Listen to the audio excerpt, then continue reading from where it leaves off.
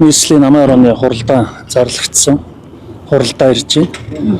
За мэдээж нэр дэвшилтийн асуудал дүрмийн дагуу намын дарга нийслэлийн намын орооны дарга тэргүүлэгчдэд нэр оруулна. За тэргүүлэгчд тодорхой одоо ирүүлсэн хүсэлт нэрсүүдийг авч үзээд тэр нэрсүүдийг аль биесээр хуралдаанд оруулна гэж бодож байна. Сонголтгүй сонгуул болно гэж.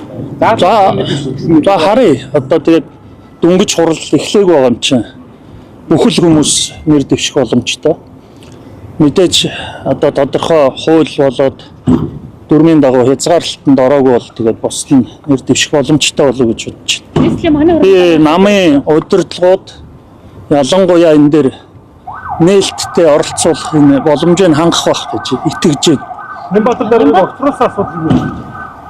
За мэдхгүй энэ би бол хувьдаа харамсалтай юм болсон. Яагаад тэгэхээр ялсан нийслэлийн намын орон даргын ялалтыг ийм байдлаар үнэлж байгаа бол би магадгүй энэ хуулийн дагуу энэ түүнийг буруутгасан асуудал нь тодорхой хуулийн байгууллагууд одоо авч үзэж байгаа юм гэсэн.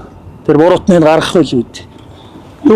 Тэр нэр яригч байгаа хүрэл давг бол нийслэлийн иргэдийн төлөөлөгч биш. Тэгэхээр одоо засаг дарга боллоо гэж бодоход нийтийн төлөөлөгчдийн дэмжлэгийг хэр авч чадах бол яг Зандан шатар ерөнхий сайд байх улсын хурлын гишүүн биш учраас парламентаас дэмжлэг авч чадахгүйсээр огцорлоо гэдэг асуудал ярих. Өмнө нь дээр ийм асуудал үүсэв. Өмнө нь та нар санаж байгаа шүү дээ.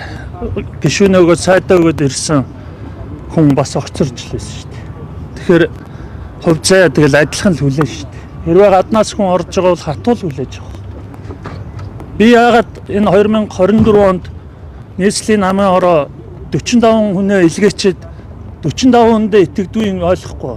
Тэрийг итгүүлэхийн тулд Нямбатар сайд их хурал дэвшгүй өөрөө иргэдийн хурал дэвшиж хагаад ялалтаа байгуулж хагаад тэр одоо дүрмийнхаа дагуу болсон гэж боддог.